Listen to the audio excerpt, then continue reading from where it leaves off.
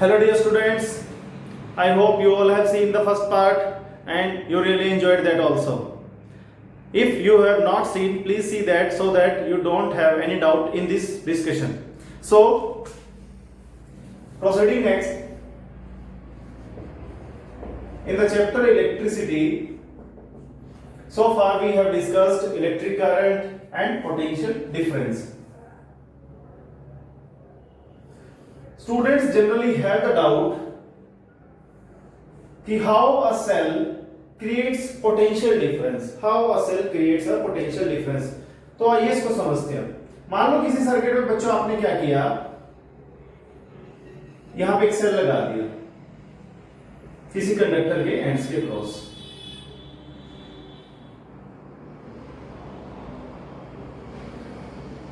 This part positive of the cell, this negative of the cell.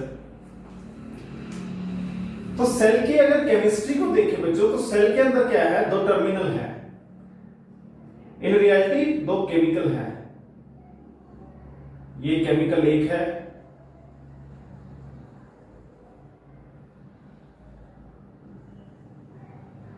और इसको जो surround किया हुआ है ये दूसरा केमिकल है.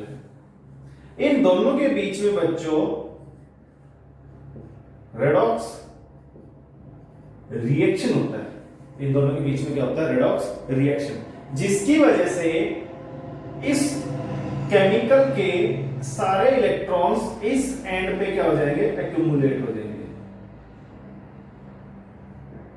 तो ये वाला जो एरिया होगा, ये वाला जो रीजन होगा, that is electron rich, and this will automatically becomes electron deficient. तो यहां पे इलेक्ट्रॉन बच्चों ज्यादा हो जाएंगे, यहां पे इलेक्ट्रॉन क्या हो जाएंगे, कम हो जाएंगे, जिसकी वजह से ये एंड हमने क्या किया, वायर से यहां कनेक्ट कर दिया, और ये एंड कहां कनेक्ट कर दिया, पॉजिटिव से कनेक्ट कर दिया. तो इस कंडक्टर के जो फ्री इलेक्ट्रॉन्स होंगे वो इस नेगेटिव चार्ज की वजह से क्या फील करेंगे, रिपल्शन, और इस पॉजिटिव चार्ज की वजह से attraction. So they will start moving. वो यहां पे आएंगे और यहां से वो रेडॉक्स रिएक्शन हो रही है, तुरंत कहां भेज दिए जाएंगे, यहां पे. अगेन रिएक्शंस की वजह से वो इलेक्ट्रॉन यहां आएंगे, अगेन यहां पे क्या होगा, ये इलेक्ट्रॉन ड्रिफ्ट होते रहेंगे, ड्रिफ्ट होकर वो कहां आएंगे, पॉजिटिव एंड पे. रेडॉक्स रिएक्शन से वो तुरंत कहां भेज दिए जाएंगे, यहां पे. यहां से फिर वो दोबारा सर्किट में आ जाएंगे. सो इस पूरी प्रोसेस में, इस पूरी रिएक्शन में केमिकल क्या है, कंज्यूम हो जाएंगे. तो एक टाइम आएगा कि हमारा सेल क्या हो जाएगा, खत्म हो जाएगा. तो उस टाइम पे सेल क्या हो जाएगा, खत्म. तो उस टाइम पे वो सेल कोई भी इलेक्ट्रिसिटी कंडक्ट नहीं करवा पाएगा. So this is how a cell or battery create potential difference, because within that chemicals are there, redox reaction is taking place. Because of that, one end of the cell becomes electron rich, another becomes electron deficient, and hence potential difference is created. Because of that, electrons start moving. Because of that, electron starts moving. I hope you have a better understanding for the potential difference. Yesterday at the end I have shown you one activity with the help of these diagrams. कि मान लो हमारे पास क्या कोई container है, उसके दो links हैं A and B, और वो एक ट्यूब से कनेक्टेड है, बॉटम पे वो ट्यूब लगी हुई है. ठीक है. अब यहां पे जो लेवल का डिफरेंस है वाटर का बच्चों इतना है H1. एक और हम अज्यूम कर सकते हैं,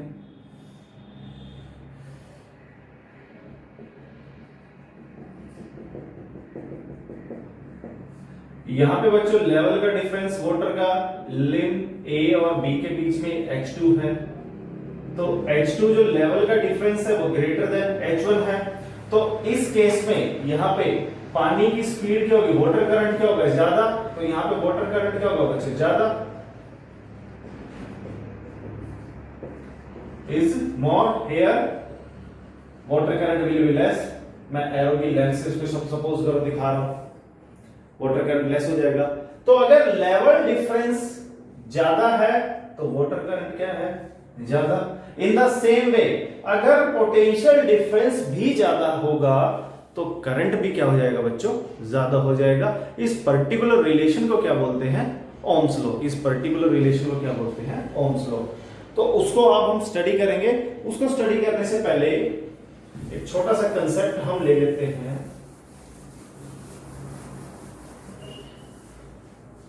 that is circuit diagram. That is circuit diagram. Then we will proceed for Ohm's law. And at the end of this video, based on the Ohm's law, we will discuss various problems that will be very much important from the board point of view. So, circuit diagram. तो circuit diagram क्या है बच्चों, हमारे पास क्या बहुत सारे electrical devices हैं, wires है, बल्ब है, बैटरी है, सेल है, तो एमीटर है, वोल्टमीटर है, गैल्वेनोमीटर है, ऐसे बहुत सारे डिवाइसेस हैं। तो उनको क्या करेंगे, किसी शीट के ऊपर बनाने के लिए हम क्या करेंगे, कुछ सिंबल मान लेंगे। उन सिंबल्स को क्या बोलते हैं, इलेक्ट्रिक सिंबल्स। तो इलेक्ट्रिक सिंबल्स क्या है, मैं ड्रॉ कर रहा हूं यहां पे। This is the symbol for sale.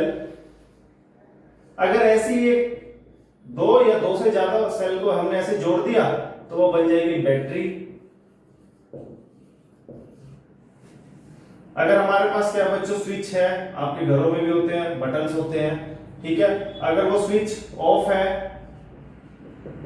Switch बोल दो, की बोल दो, अभी ये ऑफ है, इन ब्रैकेट के बीच में अगर ये डॉट लगा दिया है तो स्विच बच्चों ये ऑन है।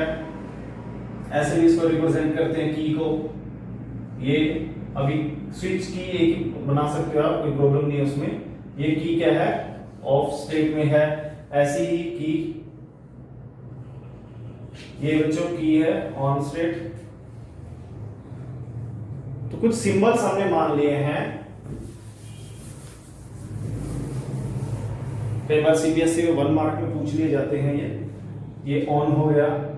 अब वायर्स के लिए बच्चों हम क्या करेंगे, स्ट्रेट लाइन, ये वायर, ये ऐसी लाइंस ड्रॉ कर देंगे, क्या रिप्रेजेंट करेगी, वायर। अगर वायर्स के बीच में ज्वाइंट है कहीं पे तो ये ऐसे शो करेंगे। ये इट मींस कि जो वायर है उनमें क्या है, ज्वाइंट है।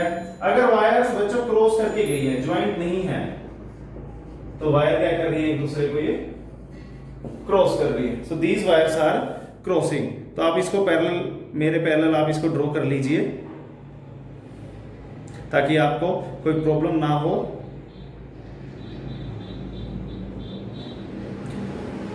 सो एमीटर, वोल्टमीटर का मैंने आपको पहले ही बता दिया था, मैं एक बार दोबारा फिर बना रहा हूं। यहाँ पे एमीटर का सिंबल बच्चों पॉजिटिव नेगेटिव, ये एमीटर। ऐसे ही वोल्टमीटर, वोल्टेज को मापने के लिए, वोल्टेज और पोटेंशियल डिफरेंस बच्चों एक ही है। वोल्टमीटर हो गया, ठीक है। फिर आएगा जो हमें इस चैप्टर में पढ़ना है अभी, रेजिस्टेंस। अब ये रेजिस्टेंस क्या होता है, हमारे घरों में बल्ब है, फैन है, ये सब क्या है, रेजिस्टेंस है। अब पढ़ेंगे इनको कि होते क्या हैं। अगर कहीं पे भी बच्चों आपको ये रेजिस्टेंस के अंदर ऐसा एरो दिखाई दे, किसी और सिंबल पे ऐसा एरो दिखाई दे, उसका मतलब क्या होता है, वेरिएबल, वेरिएबल रेजिस्टेंस। मीनिंग वो रेजिस्टेंस को हम चेंज करवा सकते हैं, रियोस्टेट हो सकता है, रेजिस्टेंस बॉक्स हो सकता है। तो ये कुछ सर्किट सिंबल है। गैल्वेनोमीटर, गैल्वेनोमीटर एक बच्चों डिवाइस होता है जो सिर्फ करंट को डिटेक्ट करता है। करंट को क्या करता है, डिटेक्ट। Galvanometer, galvanometer. तो कुछ सर्किट सिंबल्स हैं। तो ये सिंबल्स क्या करेंगे, सर्किट डायग्राम बनाने में हमारी क्या करेंगे, मदद करेंगे। तो आप इसको ड्रॉ कर लीजिए।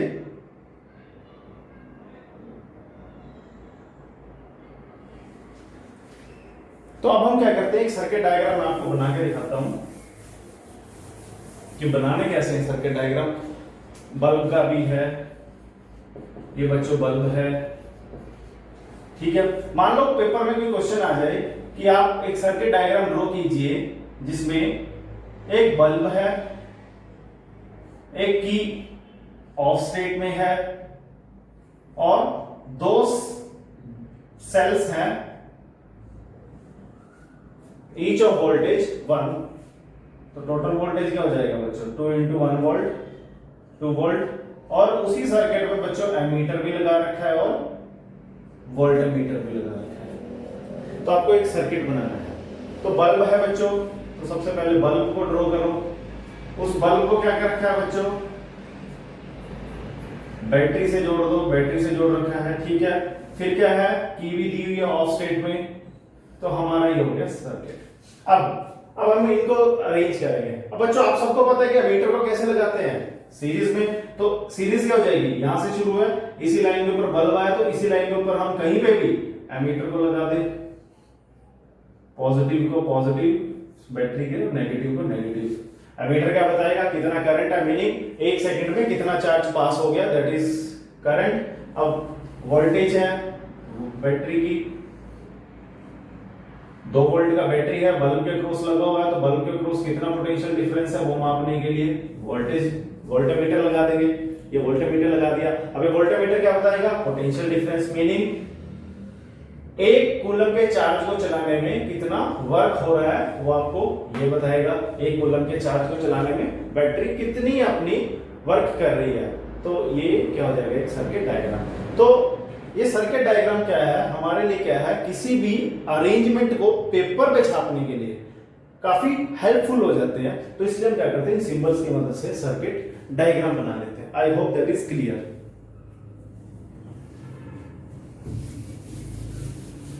नेक्स्ट है बच्चों, इसी में कई बार पूछ लिए जाते हैं open circuit, close circuit. Circuit diagram में ही मैं इसको करवा रहा हूं आपको। ओपन सर्किट,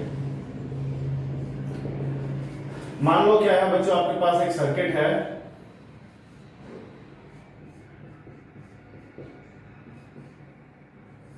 ये सर्किट है। अभी बच्चों की क्या है, ऑफ है, स्विच ऑफ है, तो कोई भी करंट नहीं चलेगा।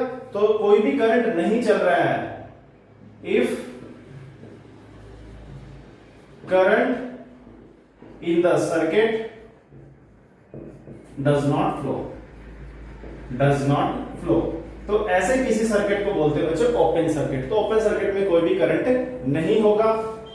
क्लोज सर्किट, क्लोज सर्किट में क्या होगा बच्चों, जस्ट हम क्या करेंगे, जो आपके पास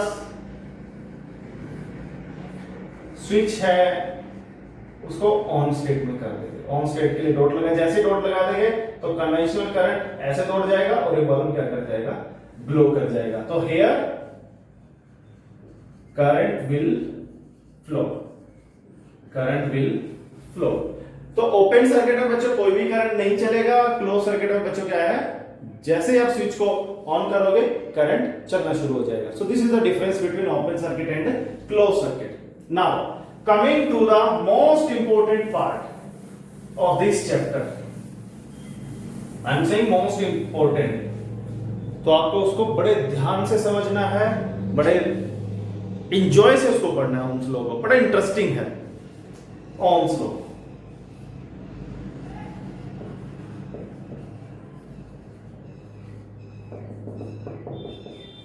नाइन्थ क्लास में आप न्यूटन्स लॉ पढ़ गए थे। अब यहां पे आपको इलेक्ट्रिसिटी में पहला जो लॉ मिलेगा वो होगा Ohm's law, very much important. Ninth में न्यूटन्स के लॉ बड़े इंपॉर्टेंट थे, 10th में इलेक्ट्रिसिटी पार्ट से कूलम ओम्स का लॉ क्या होगा, बड़ा ही इंपॉर्टेंट होगा। अब ये है क्या, अभी मैंने जस्ट आपको वीडियो के स्टार्टिंग में ही बताया कि जितना ज्यादा लेवल का डिफरेंस होगा, मान लो क्या है, एक टैंक यहां पे रखा होगा जो पानी का, ठीक है, एक पाइप लगा रखा है, थोड़ा और अच्छे से समझाता हूं आपको, ठीक है। ये टैंक से पानी इधर जा रहा है, ठीक है। सेकंड में सेम कैपेसिटी का टैंक है, बट लेवल का डिफरेंस ज्यादा कर दिया। बिल्कुल सेम यही टैंक है यहाँ पे नीचे, ये टैंक यहाँ पे ऊपर, जस्ट लेवल का डिफरेंस है। यहाँ पे लेवल सेंटर टू सेंटर माप लेते हैं बच्चों, कितना आ गया, सपोज H1, यहाँ पे बच्चों क्या आ गया H2, तो बच्चों ये आपको 100% क्लियर होगा कि कौन सा टैंक से जो वाटर का करंट होगा, जो वाटर बह के जा, वाटर की जो स्पीड होगी किस केस में ज्यादा होगी, 100% इस केस में, क्योंकि लेवल का डिफरेंस क्या है, ज्यादा है। ठीक है, दूसरा एक और एग्जांपल आपको मैं समझा देता हूं। तो लेवल का डिफरेंस ज्यादा, वाटर करंट ज्यादा। एक और है, मान लो एक बॉडी है, ये 80 डिग्री सेल्सियस पे है बच्चों, और ये बॉडी है बच्चों 30 डिग्री सेल्सियस पे। तो हीट का ट्रांसफर कहां से कहां होगा, hot body to cold body, तो ये होगा heat transfer. High temperature to low temperature. ठीक है, अब टेम्परेचर का डिफरेंस मैं ज्यादा कर देता हूं। मान लो यहाँ 100 डिग्री सेल्सियस है बच्चों, और इसके कांटेक्ट में दूसरी बॉडी है, उसका 20 डिग्री सेल्सियस है। तो यहाँ पे भी हीट ट्रांसफर बच्चों होगा तो हॉट टू कोल्ड, बट यहाँ पे हीट ट्रांसफर क्या होगा, फास्ट, और यहाँ पे हीट ट्रांसफर क्या होगा, slow. In the same way water का इसी से कंपेयर करके चलेंगे ओम्स लॉ को। ठीक है, एक्सपेरिमेंट को हम बाद में देखेंगे कि एक्सपेरिमेंटल सेटअप है क्या, पहले थ्योरी को क्लियर करते हैं कि ओम्स लॉ की थ्योरी क्या है। जितना ज्यादा वाटर का लेवल डिफरेंस, यहाँ पे H1 था, यहाँ H2 था, पानी की स्पीड किस केस में ज्यादा आ जाएगी, इस ट्यूब के थ्रू H2 पे। सेम हमारे पास क्या था, दो सेम ऑब्जेक्ट थे, एक केस में एक का 80 था, एक का 30 था, हीट का ट्रांसफर हुआ, यहाँ पे भी हीट का ट्रांसफर हुआ, बट यहाँ पे टेम्परेचर का डिफरेंस ज्यादा था, यहाँ पे थोड़ा कम था, तो हीट का ट्रांसफर किसमें जल्दी होगा, यहाँ पे हीट का ट्रांसफर जल्दी होगा। तो यहाँ से हमें कंक्लूजन मिल कर रहा है, जितना ज्यादा डिफरेंस है, अब इलेक्ट्रिसिटी के चैप्टर में वो डिफरेंस किसका है बच्चों, पोटेंशियल का। So more the potential difference more will be the current. अगर इन सबको देख के चले तो यहाँ पे क्या हो सकता है, तो ओम्स लॉ ने बच्चों यही कहा था कि हम दो फिजिकल क्वांटिटी पढ़ चुके हैं, ओम पोटेंशियल डिफरेंस एंड करंट। तो ओम्स ने क्या किया, रिलेशन फाइंड आउट किया। सो ओम्स लॉ क्या है, relation between V and I, relation between V and I। अब ओम्स ने क्या कहा कि जितना ज्यादा पोटेंशियल का डिफरेंस होगा उतना ही ज्यादा क्या होगा, करंट होगा। तो क्या रिलेशन है उनके बीच में, डायरेक्ट। जितना ज्यादा टेम्परेचर का डिफरेंस उतनी जल्दी हीट ट्रांसफर हुआ, जितना ज्यादा पानी के लेवल का डिफरेंस उतनी जल्दी जल्दी पानी का ट्रांसफर हुआ, जितना ज्यादा पोटेंशियल डिफरेंस उतना ही ज्यादा क्या हो गया, करंट हो गया। तो उसने प्रोपोर्शनैलिटी को हटा के एक कांस्टेंट लगाया R, and this R is constant, और इसका नाम क्या था बच्चों, रेजिस्टेंस। तो एक और फिजिकल क्वांटिटी आ गई है हमारे पास जिसका नाम क्या है, रेजिस्टेंस। सो ओम्स लॉ क्या है, this simple, this three alphabets V R I, simple, this relation is known as Ohm's law. तो ओम्स ने क्या किया है, ये तो समझाने के लिए था, वाटर का level difference, temperature difference. Ohm's ने क्या किया था, इसके लिए एक सर्किट भी बनाया था। उसने क्या किया, मान लो क्या है, मैं तो आपको थोड़ा और अच्छे से समझाता हूं इस ओम्स लॉ को। एक बल्ब है, आपने वो घड़ी में डालने वाला 5 रुपए का सेल डाल दिया, ठीक है, उसकी वोल्टेज लगभग होती है बच्चों 1.5 वोल्ट, ठीक है। एक स्विच भी लगा लो, जैसे उसको ऑन किया बच्चों, बल्ब क्या किया, ग्लो, क्लियर है। नेक्स्ट केस में आपने बच्चों क्या किया, सेम बल्ब लिया, जस्ट यहां पे थोड़ा सा चेंज कर दिया, एक सेल के साथ एक और सेल डाल दिया, तो 1.5 इसका पोटेंशियल डिफरेंस, 1.5 इसका, तो बच्चों कितना पोटेंशियल डिफरेंस हो गया, 3 का। तो इस केस में बल्ब क्या करेगा, ग्लो। तो यहां पे ग्लो क्या होगा, लेस, यहां पे क्या होगा, मोर। हुआ क्या, बल्ब ज्यादा क्यों ग्लो कर गया, क्योंकि जैसे ही आपने पोटेंशियल डिफरेंस बढ़ा दिया, यहां पे करंट मान लो क्या था, I1, यहां पे बच्चों मान लो करंट क्या था, I2, तो I2 is greater than I1। यही ओम्स लॉ है कि 1.5 से 3 कर दिया, करंट क्या कर गया, बढ़ गया, और बढ़ा दो, करंट और बढ़ जाएगा। तो this simple relation is known as Ohm's law. तो ओम्स ने इस रिलेशन को स्टडी करने के लिए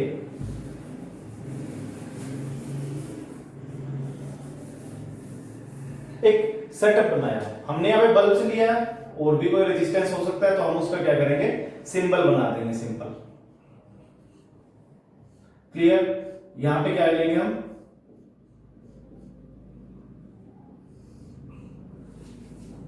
एक बैटरी लेंगे, ठीक है।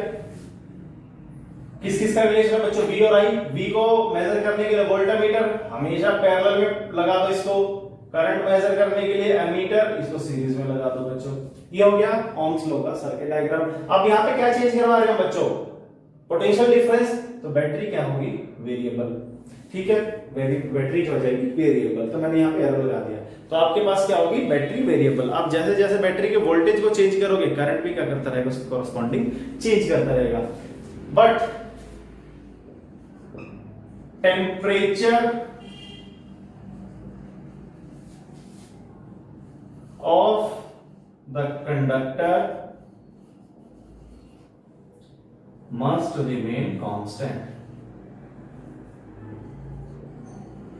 must remain constant। meaning कोई भी उसने रेजिस्टेंस, कोई भी आप रेजिस्टेंस लो, बल्ब लो, फैन लो, आपके घरों में बच्चों होता भी है, फैन होता है, फैन का स्पीड कंट्रोलर होता है। तो स्पीड कंट्रोलर से आप क्या करते हो, मान लो नंबर 1 पे किया आपने, तो फैन की स्पीड स्लो थी, नंबर 2 पे करते स्पीड क्या होगी, बढ़ गई। क्यों, क्योंकि आपने पोटेंशियल डिफरेंस बढ़ा दिया, जिसकी वजह से करंट बढ़ गया। आपने फैन की स्पीड नंबर 3 पे की, तो फैन की स्पीड क्या होगी बच्चे, थोड़े और बढ़ जाएगी। तो हो क्या रहा है, यही तो है वो। यहाँ पे बच्चों कोई भी रेजिस्टेंस फैन लगा लो, यहाँ पे आप वही आपका फैन की स्पीड चेंज करने वाला, यहां से चेंज करते रहो, यहां से फैन की स्पीड क्या करती रहेगी, बढ़ती रहेगी। तो कोई भी रेजिस्टेंस लो आप, उसके अक्रॉस वोल्टेज को चेंज करते रहो, वोल्टेज को बढ़ाओ, करंट भी बढ़ेगा। वोल्टेज को घटा दो, करंट भी घट जाएगा। अगर वोल्टेज 0 है, इंप्लाइज करंट भी क्या रहेगा, 0, कोई करंट नहीं मिलेगा हमारे को। अगर मैं सेल से बैटरी हटा दूं, बल्ब होगा, ये जो फैन होगा वो तुरंत बंद हो जाएगा, वो काम नहीं करेगा। क्यों, क्योंकि वोल्टेज 0 होने में करंट क्या हो जाता है, 0 हो जाता है। क्लियर। तो दिस पर्टिकुलर, बट यहां पे एक लाइन डाल दिया ओम ने कि टेम्परेचर क्या रहना चाहिए, कांस्टेंट। टेम्परेचर क्या रहना चाहिए, कांस्टेंट। तो आप इसको ड्रॉ कर लीजिए। तो this particular relation is known as Ohm's law.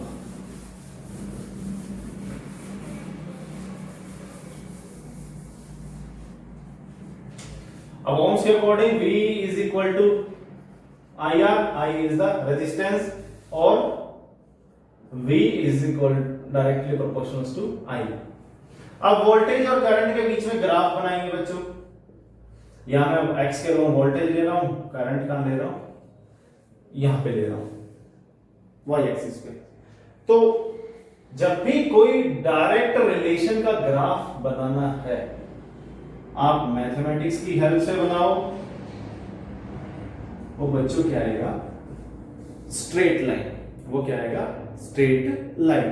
वो क्यों आएगा, मैं आपको उसका थोड़ा मैथ्स भी बता देता हूं। हमने किस किस के बीच में ग्राफ बनाया, v और i के बीच में। v का लिया x के लो, तो मैं इसको x लिख देता हूं समझाने के लिए। i का लिया y के लो, y लिख देता हूं r। इसको बच्चों इधर लेके आएंगे, तो x minus y R is equal to 0। ये आपकी वही इक्वेशन है जो हमने अभी आपने 9th में पढ़ी है, ax plus by plus c is equal to 0। ये कैसे ग्राफ होते, स्ट्रेट लाइन। अगर c नहीं है तो वो ग्राफ क्या है, अगर c है तो बच्चों ये लाइन ऊपर की तरफ हो सकती है या नीचे की तरफ। अगर c नहीं है तो वो लाइन कहां से पास होके जाती है, ओरिजिन से। तो डायरेक्ट आप क्या करो, इसको याद रखो, इफ कहीं पे भी ग्राफ आपको बनाना है y is directly proportional to x है, तो ग्राफ बच्चों हमेशा ही कहेंगे स्ट्रेट लाइन। स्ट्रेट लाइन, इसको रटना नहीं है, मैंने आपको मैथ्स भी समझाया है। Straight line passing from origin, straight line passing from origin, straight line passing from origin. दोबारा मैं फिर बता रहा हूं, मैंने v को बच्चों x लिया, i को y लिया, x के लॉन्ग v दिखा दिया, ये दिखा दिया y के लॉन्ग। तो क्या रिलेशन बन गया मेरा, x is equal to y R, मैं इधर उठ लेके आया इसको, x minus y R is equal to 0। तो ये वही रिलेशन है, ax plus by is equal to 0। तो ऐसी कोई भी लाइन होती है बच्चों, क्या होती है, स्ट्रेट लाइन। कहां से पास होके जाती है, ओरिजिन से पास होके जाती है। ठीक है, तो ये वही रिलेशन आ जाएगा। I hope you understood that. So अगर ग्राफ से दिखाएं तो ग्राफ में बच्चों यही है, जब वोल्टेज यहां था v1, करंट उस टाइम पे क्या था, i1 मान लो। जब वोल्टेज हुआ v2 बढ़ गया, करंट भी बढ़ गया। ठीक है, so I hope Ohm's law is clear to you now. तो ये ओम्स लॉ है बच्चों।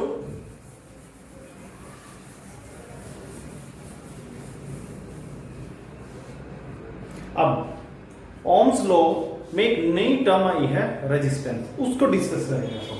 रेजिस्टेंस,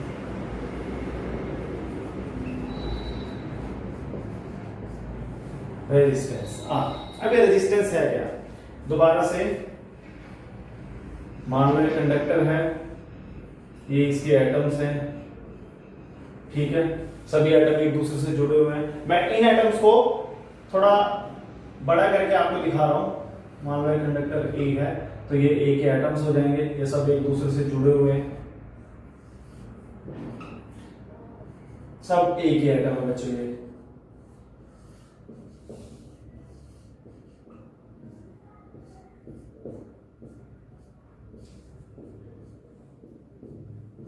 ठीक है, मैं इनके जो फ्री इलेक्ट्रॉन्स है बच्चों यहां दिखा रहा हूं समझने के लिए। तो ये हो गया ए पॉजिटिव,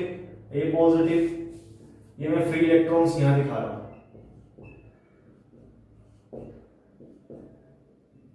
ये मान लो इसमें फ्री इलेक्ट्रॉन मैंने ऐसे दिखाया। आपने सपोज करो इसको बैटरी से जोड़ दिया, इस कंडक्टर को, ये वायर लिए, ठीक है, ये बैटरी का पॉजिटिव एंड हो गया, ये बच्चों बैटरी का नेगेटिव एंड हो गया। क्लियर?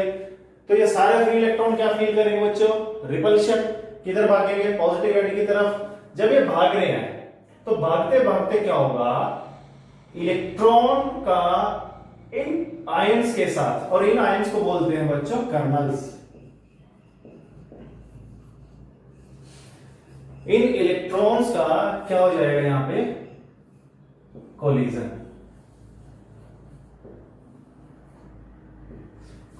टक्कर मार देंगे इलेक्ट्रॉन इन कर्नल्स को, ठीक है। बैटरी खींच रही है अपनी तरफ पॉजिटिव एंड, बट जैसे वो दौड़ना भी स्टार्ट हो गए, बट बीच में क्या मिल गया? कोई कर्नल मिल गया, और वहां पे क्या लगी? उसकी टक्कर, जिसकी वजह से इलेक्ट्रॉन का मोशन कैसा हो गया? ऑब्स्ट्रक्टेड। इलेक्ट्रॉन का मोशन कैसा हो गया? ऑब्स्ट्रक्टेड। ऑब्स्ट्रक्शन आ रही है, कठिनाई आ रही है इलेक्ट्रॉन को चलने में, बाधा आ रही है, उसे क्या बोलते हैं? रेजिस्टेंस। उसे क्या बोलते हैं? Resistance. So what is the cause of the resistance? The cause of the resistance is the collision of the free electrons when they are drifting towards the positive end of the conductor. collision किसके साथ है? Ions के साथ। तो आपको मैं एक बार दोबारा फिर समझा रहा हूं। कंडक्टर है, कंडक्टर का मैंने जो एटम्स हैं उनको ऐसे बड़ा बड़ा करके आपको दिखाया समझाने के लिए। तो हुआ क्या, कंडक्टर के अंदर जो फ्री इलेक्ट्रॉन्स हैं वो रेंडमली मूव कर रहे हैं, बट जैसे ही मैंने बैटरी का पॉजिटिव एंड इधर लगा दिया बच्चों, नेगेटिव एंड इधर लगा दिया, तो सारे के सारे पॉजिटिव एंड की तरफ भागना शुरू हो गए। तो भागते भागते क्या हुआ, इलेक्ट्रॉन्स क्या कर रहे हैं? ये देखो बच्चों, क्या कर रहे हैं? कोलिजन। किसके साथ? इन के साथ। This ions are known as kernels. तो चलने में इलेक्ट्रॉन को क्या आ रही है? दिक्कत आ रही है, कठिनाई आ रही है। सो this is the cause of resistance. This is the cause of resistance. So resistance क्या है बच्चों? When electrons are moving towards the positive end of the cell or battery, then they collide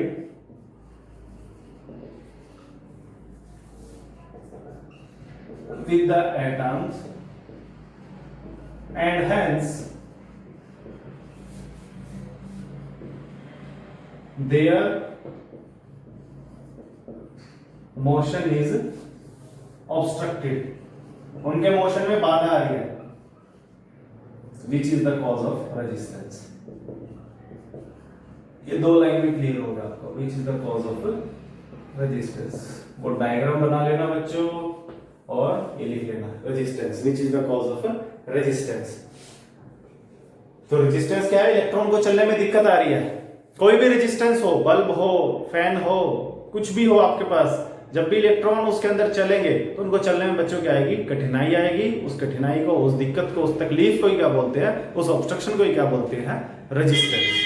तो यहाँ पे जो बच्चों रेजिस्टेंस है उसको आर से डिनोट किया है, अब ओम्स लॉ के according V is equal to क्या बच्चों, IR। V is equal to क्या है, IR। This implies R is equal to V upon I। ठीक है, इसका यूनिट क्या होता है बच्चों, वोल्ट। V से डिनोट करते हैं, I का यूनिट क्या होता है बच्चों, एम्पियर। A से डिनोट करते हैं तो इसका यूनिट क्या होगा, वोल्ट पर एम्पियर। और उसको क्या लिख देते हैं, साइंटिस्ट ने अपना ही नाम आ गया साइंटिस्ट का, ओम। उसका सिंबल क्या है, ओमेगा। इसे क्या बोलते हैं बच्चों, ओम बोलते हैं। और ये सिंबल क्या है, ओमेगा। ये सिंबल क्या है, omega. So this is the resistance, and from where the resistance is there inside the conductor, and what is the unit of resistance, what is the unit of resistance. So I hope Ohm's law is clear to you all.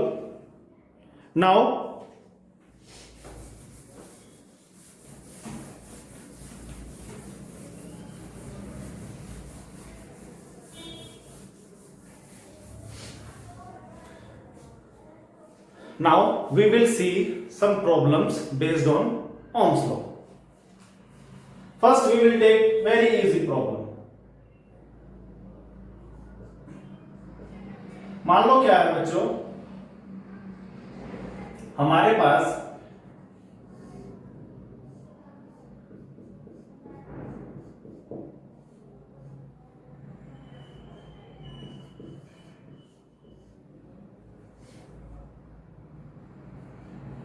कोई simple circuit दी हो रही है। उस simple circuit में क्या है, 2 ओम का resistance है। 2 ओम का क्या है, रेजिस्टेंस है। अभी मैंने आपको बताया था रेजिस्टेंस क्या होता है बच्चों, V upon I। Clear, V is volt, unit volt, current unit ampere. थोड़ा और मैं आपको डिटेल में बता रहा हूं इसको, और इसको क्या बोलते हैं हमने, ओम। ठीक है, तो रेजिस्टेंस 1 ओम कब होगा, When does resistance is 1 ohm? कब होगा, if मैं इस फॉर्मूले में V को भी 1 वोल्ट पुट करूं, करंट को भी 1 एम्पियर पुट कर दूं, दिस इंप्लाइज रेजिस्टेंस क्या हो जाएगा बच्चों, 1 ओम। तो रेजिस्टेंस 1 ओम को समझो होता क्या है। 1 ओम का रेजिस्टेंस क्या होगा, मान लो किसी सर्किट में किसी बल्ब के क्रॉस, फैन के क्रॉस आपने 1 वोल्ट का बैटरी लगा दिया, और उस पर्टिकुलर सर्किट से कितना करंट चले, 1 एम्पियर का करंट चले, तो हम उस सिचुएशन में क्या बोल देंगे कि करंट रेजिस्टेंस कितना है, 1 ओम का रेजिस्टेंस है। तो 1 ओम रेजिस्टेंस कब होगा, if voltage is 1 volt and current through that circuit is 1 ampere. In that particular situation we can say resistance is 1 ohm. तो ये आपको कोई एक सिंपल सा क्वेश्चन दिया गया है, और इस क्वेश्चन में पूछा गया है फाइंड, मान लो ये क्या है, 4 वोल्ट का बैटरी लगा, find reading of ammeter and voltmeter. Find reading of ammeter and voltmeter. आपको क्या पूछ लिया, reading of ammeter and voltmeter बताओ क्या है। सबसे पहले आपको क्या पता होना चाहिए, एमीटर क्या मेजर करता है और वोल्टमीटर क्या मेजर करता है। तो उसके लिए अगर आपको नहीं पता है तो आप उसके लिए वीडियो नंबर 1 देखें कि एमीटर क्या होता है और वोल्टमीटर क्या होता है। ठीक है, बट मैं यहां पे भी आपको एक बार बता रहा हूं कि एमीटर क्या मेजर करेगा, करंट को, और वोल्टमीटर क्या मेजर करेगा, पोटेंशियल डिफरेंस को, या फिर वोल्टेज बोल दो इसको, पोटेंशियल डिफरेंस को। एमीटर मेजर करेगा करंट को, वोल्टमीटर मेजर करेगा बच्चों पोटेंशियल डिफरेंस को। अब मीनिंग सर्किट से हमें क्या निकालना है, करंट, और क्या निकालना है, पोटेंशियल डिफरेंस।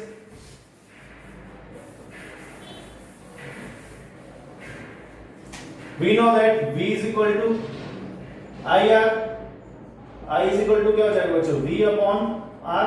कितना वोल्टेज है, 4 वोल्ट का, और रेजिस्टेंस कितना बच्चों, 2 ओम का, तो करंट कितना हो जाएगा, 2 एम्पियर।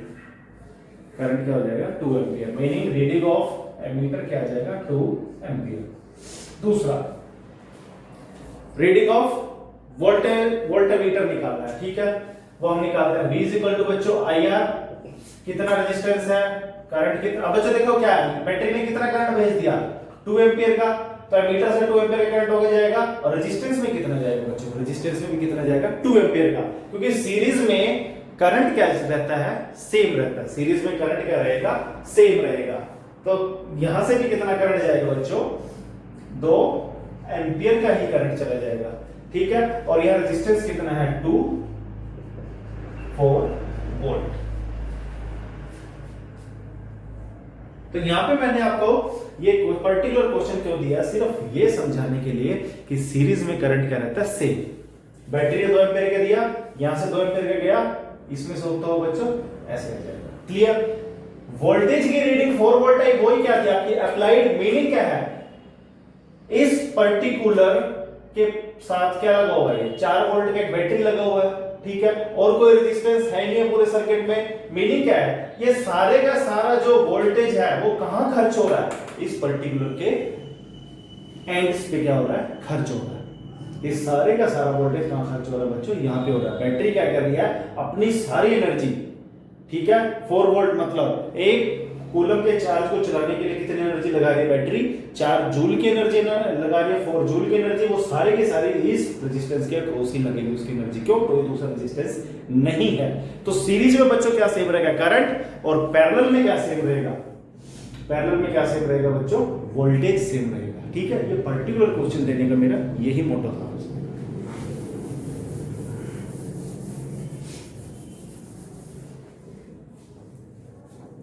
नेक्स्ट है बच्चों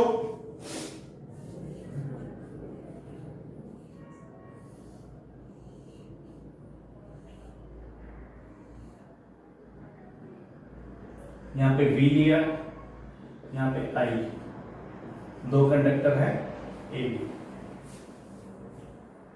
ये कोई 2 कंडक्टर है बच्चों A और B, किसी टेम्परेचर पे ये ग्राफ बनाया गया उनका वोल्टेज और करंट का। पूछेगा which has more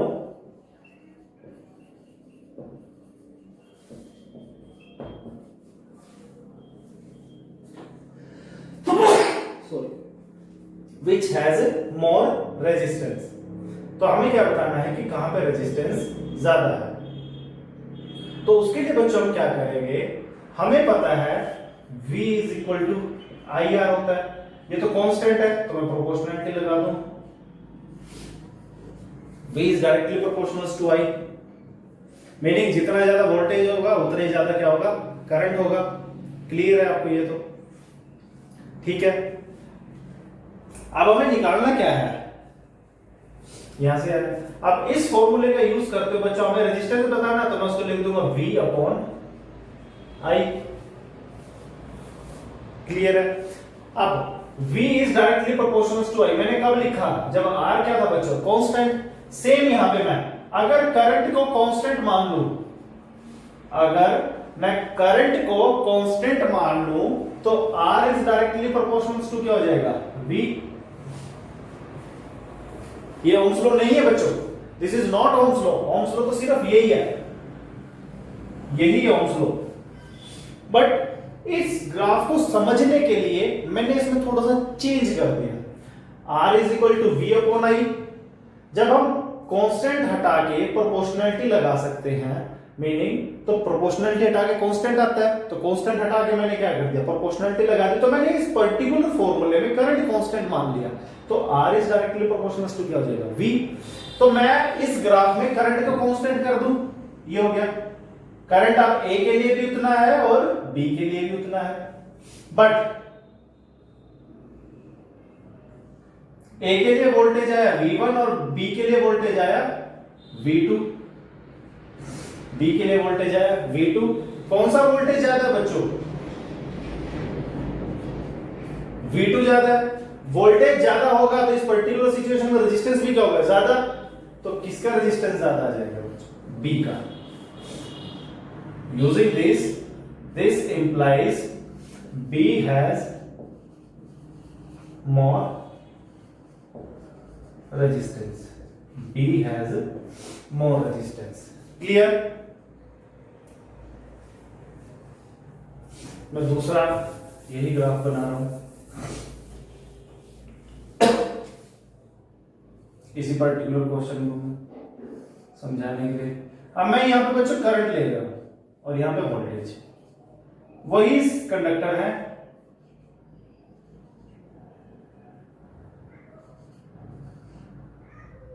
ये दो, चलो यहाँ पे पी क्यू मान लो, अदरवाइज आप कंफ्यूज हो जाओगे। पी क्यू मान लो।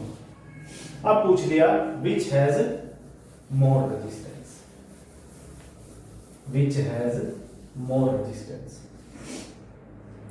तो हम क्या करेंगे, again V is equal to I R बच्चों, रेजिस्टेंस निकालना है, R is equal to V upon I. Again I को कांस्टेंट मान लो, I को कांस्टेंट मान लो, this implies R is directly proportional to V। तो I को कांस्टेंट कर दो। अब I यहाँ पे बच्चों इस एक्सिस पे ध्यान रखना है आपको, ये हो गया। अब वोल्टेज Q वायर के लिए तो बच्चों V1 और P वायर के लिए V2, V2 is greater than V1 है, तो वोल्टेज ज्यादा तो रेजिस्टेंस भी ज्यादा। वोल्टेज किसके लिए ज्यादा बच्चों, P के लिए, तो रेजिस्टेंस किसके लिए ज्यादा है, P के लिए।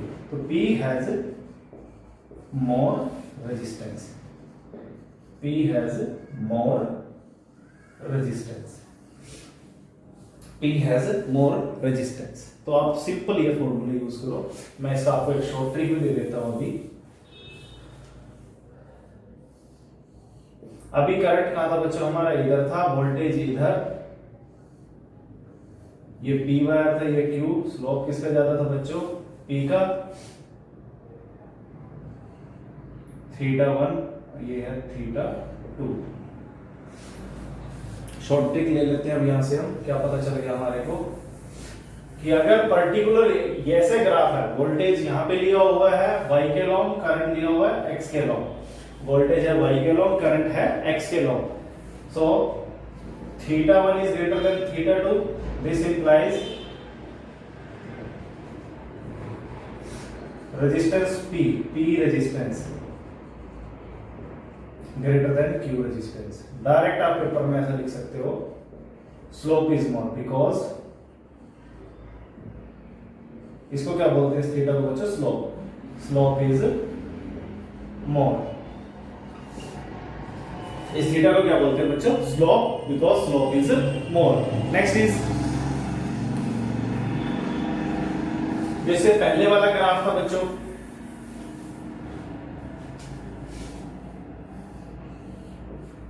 यहां पे वोल्टेज था, यहां पे करंट था,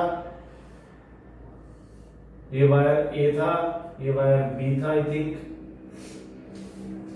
ठीक है। अब यहां पे θ1, ये θ2, ठीक है। तो यहां पे क्या हो जाएगा बच्चों, B has more resistance, B has more resistance because